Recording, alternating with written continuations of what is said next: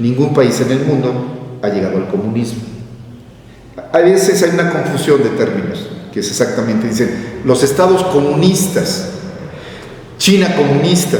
Bueno, es una forma hasta cierto punto despectiva, donde países occidentales adjetivan a la forma de organización de algunos países que no están en la economía o en el círculo capitalista.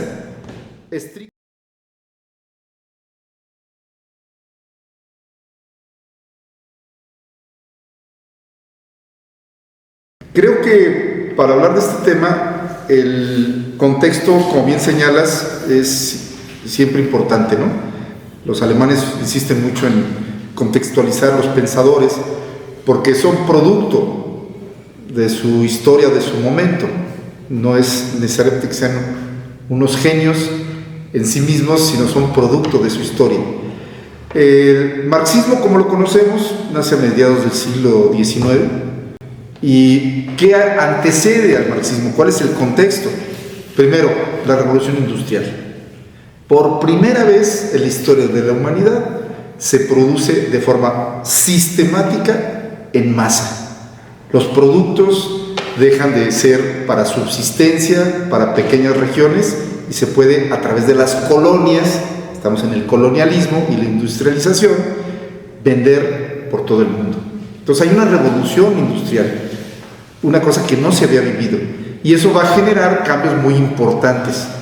Luego entonces viene el estudio de la economía más como ciencia, segundo elemento.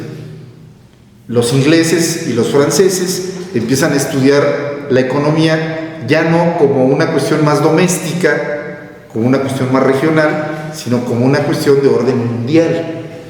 ¿Cómo hacer de la economía una ciencia? Un clásico, y de hecho así se le llama, la economía clásica, Adam Smith, que es un parteaguas, ¿no? La riqueza de las naciones, con su obra, empieza a dar explicaciones más científicas de cómo funciona la economía. El pensamiento filosófico, Hegel, Feuerbach, son antecedentes importantes del pensamiento de Carlos Marx. Estos tres elementos, filosóficos, económicos, la revolución industrial y finalmente el fin ya muy claro de las monarquías. El absolutismo ya está, el absolutismo monárquico fuera de la historia, de salida, y las monarquías se sostienen con alfileres. Están dando paso a los estados nacionales, que más adelante serán lo que hoy conocemos como estados de derecho. Entonces, esos cuatro elementos fueron muy importantes para el contexto de lo que Marx vivió y lo que pudo captar. Okay. Marx empieza generando una crítica a su sociedad, a su época. Empieza con una crítica ideológica. Su tesis, cuando él estudia leyes, él estudia primero la licenciatura en Derecho, o el equivalente a su tesis es titulada La Sagrada Familia, que es una crítica no a la religión, sino al gobierno prusiano de su época. Entonces él empieza con una crítica ideológica, pero se va dando cuenta que esa ideología es la punta del iceberg, como decimos, de una estructura política, y entonces critica esa estructura también política, y a la base de esa estructura política dice que está el cimiento de una economía, resultado de esta revolución industrial. Una economía que tiene como base no a la persona, no al ser humano, sino tiene como base el capital. La finalidad de esta economía es generar más dinero, y a eso le va a llamar capitalismo. No él, todos sus precursores. La economía clásica sienta las bases de una economía basada en el progreso humano, basada en conseguir más ganancias, en aumentar el capital. Y entonces la crítica, Marx va generando toda una propuesta ideológica que no se centra solamente en la cuestión del pensamiento político, del pensamiento filosófico, sino de toda la concepción de una sociedad. Y va generando una filosofía que nosotros le conocemos como filosofía materialista. Genera un materialismo, dicho muy elegantemente, dialéctico, y por otro lado una explicación de la historia con un materialismo histórico. Todo esto es una concepción de cómo reorganizar la sociedad, cómo reorganizar a través de esta visión la forma de organizarse los seres humanos. Critica en una obra que se llama Las tesis sobre Feuerbach, critica la filosofía que se ha dedicado solo a interpretar el mundo, ¿sí? Y él dice, bueno, es necesario ya generar una filosofía que no solo interprete el mundo, sino que ayude a transformarlo. Y es lo que nosotros conocemos como todo este pensamiento de filosofía marxista, que es un pensamiento, dicho muy elegantemente, holístico. No se concreta a una crítica económica o política, sino a una crítica total. Ahora bien, en esa teoría marxista, él dice, vivimos un Estado burgués, no un Estado nacional, no un Estado de derecho, sino un Estado a favor de una clase, que es la clase burguesa. Esta clase burguesa es dueña de los medios de producción. Si queremos cambiar la sociedad, tenemos que construir una sociedad diferente.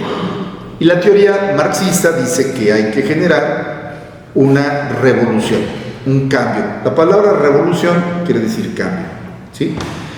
¿Y quién va a llevar a cabo ese cambio?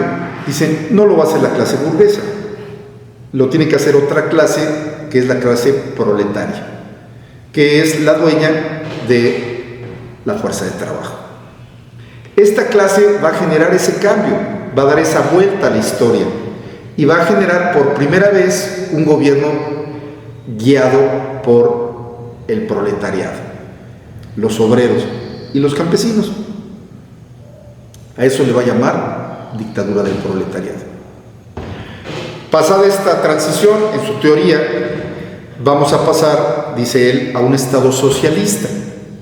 El Estado socialista es donde los medios de producción van a estar en manos de la clase obrera y de la clase obrera y campesina.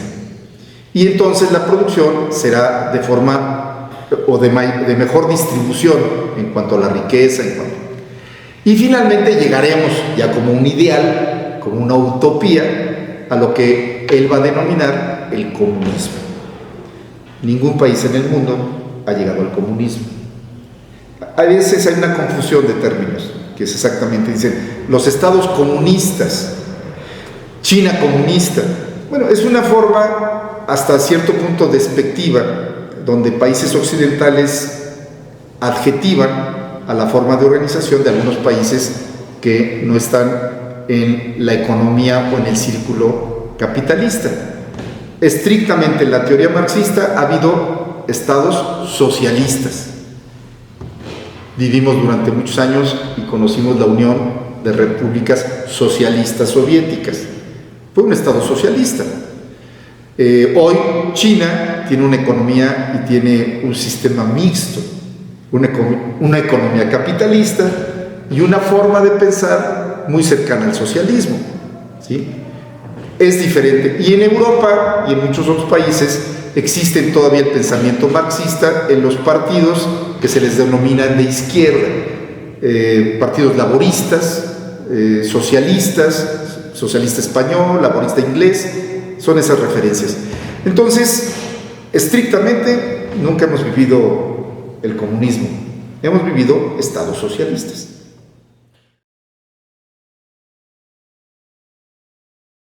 A diferencia de hace décadas, nosotros dejamos el pensamiento liberal y la economía liberal, que era una propuesta de libertad de mercancías. Muchas veces la palabra liberal se asocia con libertades humanas y hay una confusión. Cuando hay una economía liberal es yo puedo llevar libremente mi mercancía a cualquier mercado. Durante muchos años vivimos esa experiencia. Recientemente vivimos el crecimiento de un mercado, pero ahora un mercado global. Este mercado global, este sistema de organización global, diríamos mundial, pero es global, se le denomina neoliberalismo, donde la primacía la tiene el mercado. El mercado global que ha ido desplazando incluso a lo que nosotros consideramos estados de derecho. Es muy interesante porque entonces el concepto de soberanía ha quedado relativizado. Y a nivel económico tendemos a generar bloques económicos. El Estado de Derecho y la soberanía nacional necesariamente en esta tendencia global más bien nos empuja a generar bloques regionales. La Comunidad Europea es un bloque neoliberal de economía que tiene una pluralidad ideológica de izquierdas y de derechas, pero la economía es claramente neoliberal. El otro bloque que podríamos citar sería, por ejemplo, el bloque de América del Norte. Aunque no tenemos una unidad como Comunidad Europea, sí tenemos tratados y acuerdos comerciales, que ciertamente Estados Unidos, con su actual administración, está generando muchos desajustes, pero tenemos tratados comerciales. Así también, Cono Sur, en América, pues tenemos el Mercosur. África tiene lo mismo, Medio Oriente y los países y los tigres asiáticos que les conocemos. Entonces creo que hoy vivimos una economía global, neoliberal, que se está fortaleciendo por regiones. Esa es la tendencia económica. Y entonces viene la discusión filosófica política, ¿sí? Al interior de estos bloques no necesariamente existe una uniformidad de un solo pensamiento. Europa es el mejor ejemplo. Europa tiene partidos laboristas que en su momento ganan las elecciones o gobiernos más conservadores. Buscan privilegiar más el mercado o algunos gobiernos clara y decididamente entienden que tienen que cuidar el mercado, pero que tienen que cuidar su capital humano, que es lo más importante. Y por eso encontramos países como Noruega, como Finlandia, que tienen altos índices de desarrollo humano y calidad de vida. Yo creo que estas tensiones entre el mercado y la calidad de vida es lo que nos sigue marcando.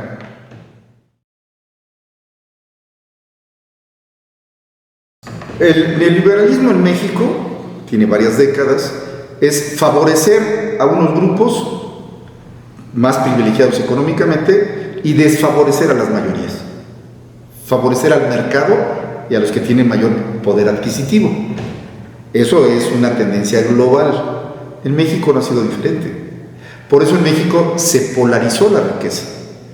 Lo hemos platicado algunas veces. México no es un país pobre. México tiene contrastes tremendos en la distribución de la riqueza.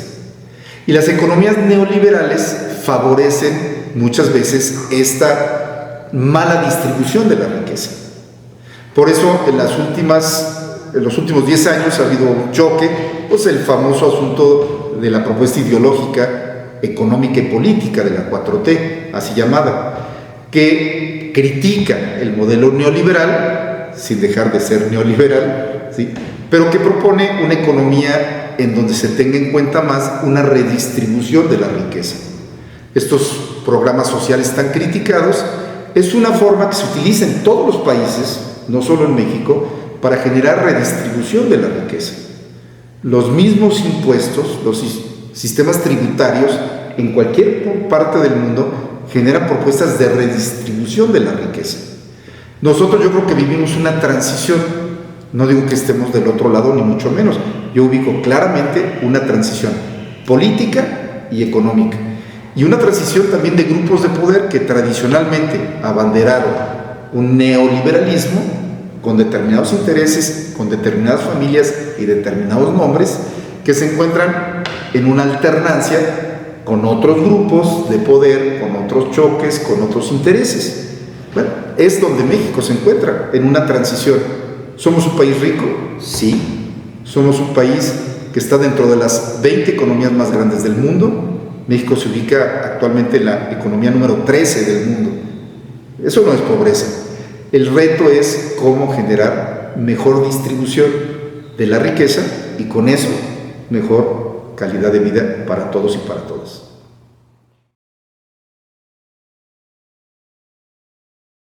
Yo creo que el reto para nosotros es, como dirían, no aventar la toalla, decir esto es blanco y negro. Eso sería verdaderamente triste. Por supuesto que es difícil una transición. Por supuesto que es difícil mejorar condiciones estructurales que durante años han generado polarizaciones. Lo peor que podemos hacer es tirar la toalla o simplemente ver las cosas de manera daltónica, o sea, blanco y negro. O estás bien o estás mal. Nos cuesta mucho trabajo, pero creo que tenemos que ser un pueblo más políticamente educado, generar más espacios de discusión y de diálogo. Siempre va a haber grupos que persigan sus intereses, siempre. Y siempre va a haber grupos que busquen el interés de las mayorías. Es una tensión histórica de la humanidad. Yo creo que en México estamos exactamente en esa tensión y en ese momento y en esa altura de la historia. Esperemos que este diálogo, estos diálogos políticos, estos diálogos filosóficos nos puedan ayudar para generar alternativas nuevas que nos pongan a esa altura de la historia.